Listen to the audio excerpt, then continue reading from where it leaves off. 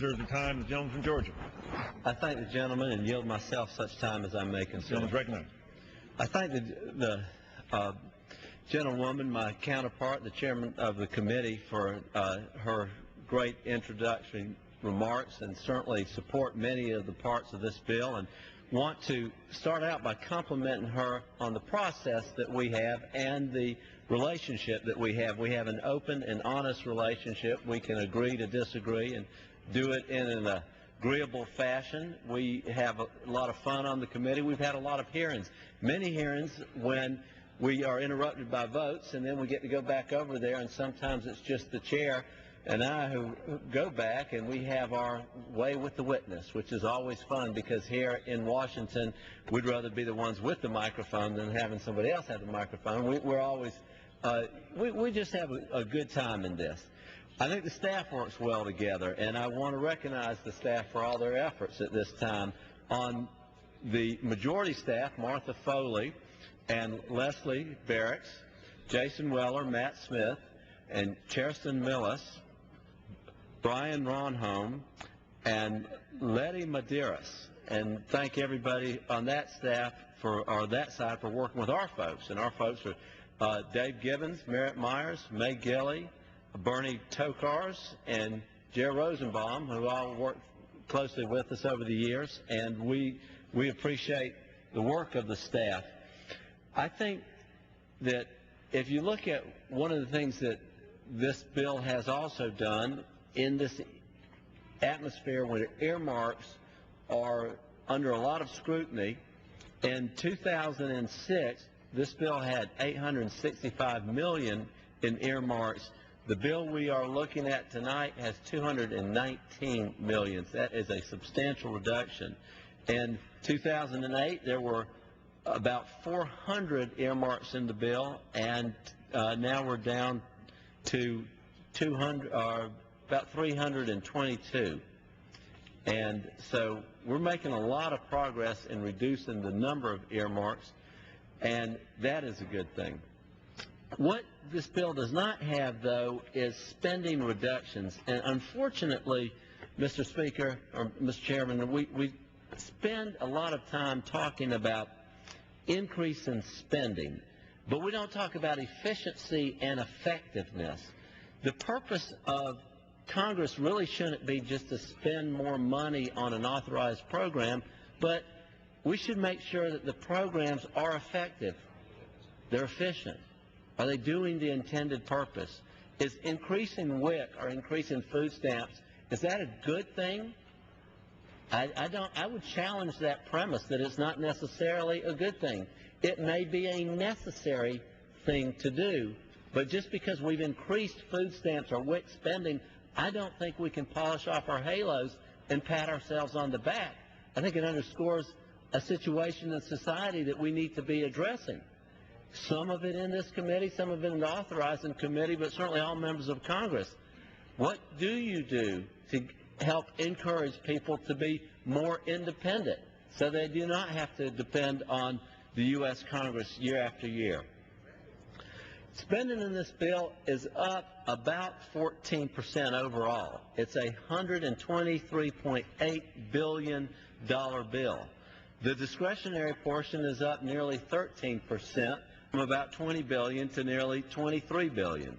The FDA is up 13%, $2.6 billion to about $3 billion. And the CFTC, the Commodity Futures Trading Corporation, has gone from $140 million to $160 million, which is about a 14% increase. Now, for these increases, what will we get for the taxpayer dollar? What does it do for us? It just really, we know, grows the bureaucracy. It doesn't always get something done better or faster. And I think that when we spend more money, we should have a measurement of the expectation, particularly in an economy that is floundering, an economy right now that has an $11 trillion national debt. And I think my colleagues here don't need me to remind them where money comes from. We print it, we tax it, from those who have earned it, or we borrow it from countries such as China, to whom we owe about $622 billion right now. Truly, the national debt is a big problem. It's not the 500-pound gorilla in the room. It's rather a whole lot of gorillas that are in the room. I think, as a Republican, one reason why we are in the minority is because we spent too much money. Republicans had a brand identity of being fiscal conservatives, and unfortunately we threw that away. Now, there was a war, there was a hurricane, there were flooding problems, there was terrorism, there were domestic attacks, but that's not an excuse. However, now, particularly with this administration, spending seems to be on supercharge. And as government increases in size, the private sector seems to decrease in size. Take, for example, the recently passed stimulus program, $790 billion in deficit spending at a time when unemployment was 8%. And the president said we have to do something that will give us drastic and immediate results.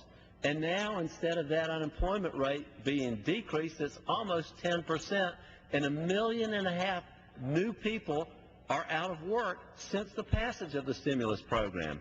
And yet, here we are again tonight saying we can pass a bill with a 14% increase on it, and that is synonymous with good.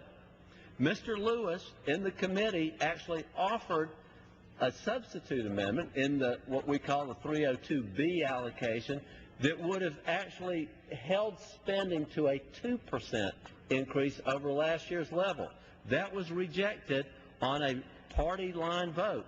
But I think Mr. Lewis was trying to say we've got to rein in control of the spending, because it's clear more spending does not create more jobs. There are other issues in this bill which we in the minority have tried to address through amendments. Now, unfortunately, despite the fact that we turned into the Rules Committee 90 amendments, and I'll say I had not seen those amendments. I was trying to focus our minority efforts on about 8 to 10 to 12 particular amendments which I thought were substantial, substantive, that were good government, maybe philosophical disagreements here and there. So I had lots of communication with our members, so I'm not sure where the other 70 to 80 amendments came from, but I do know with the pre-filing of amendments that members are more inclined to throw a lot of amendments out there to the Rules Committee in order to protect themselves should they decide to go forward on their amendments, because if they don't pre-file, then they can't even have consideration. But because of the continuing practice of closed rules, most of these amendments, of course, were rejected, and tonight I believe we're going to be looking at 2 or 3 substantive amendments, then some earmark amendments, and then a couple of non-controversial amendments. And I'm appreciative of that, but I do think that we should open up this process a lot more. There are other things that we should be discussing that are not in this bill, like a limitation on housing payments for illegal aliens. We need to be discussing categorical eligibility for food stamps, and this is a practice widespread right now in states where if you qualify for one entitlement program, then you're automatically going to be enrolled in food stamps.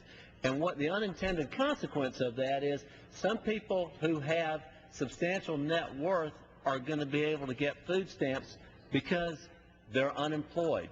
And we all know, tragically, a lot of people are unemployed right now, but some of them have a lot of assets in the bank, yet under the state interpretations of categorical eligibility, they're automatically enrolled in food stamps. And I think that's taking away food stamps from somebody who truly deserves it. We are unable to have an amendment on that. Also, payment limitations of farmers who are ineligible for programs. From 2003 to 2006, the USDA discovered about $50 million that was paid to farmers who were not eligible to receive payments. I think that should be addressed in this bill a little more closely than it is, and we did offer an amendment on that, but it was not supported. In 2000, the food stamp program made $1.29 billion in overpayments. An amendment that would have prohibited illegal recipients from getting the money, I think would have done something good for this bill, but that was not accepted. There was another amendment offered on PL 480. You know, it's interesting, PL 480, we have increased that substantially. That's our Foreign Food Assistance Program, and it has popular, wide, bipartisan support, but on the same hand, I don't think we had enough oversight, enough discussion as to why that spending needed to spike up to the tune of getting $700 billion in a supplemental bill and then another $464 million in this bill. These things are of great concern to me, and we will discuss some of these in more detail. I look forward to the debate, look forward to the amendments, and again I want to close with where I started with my chairwoman. I enjoy working on the committee, enjoy working with the staff, and we're going to continue to be engaged in this process. It won't just end tonight. We're going to make sure that we follow this bill all the way through, and to the degree that the minority is able to participate, we will be there. But thank you for letting us work with you, and I reserve the balance of my time.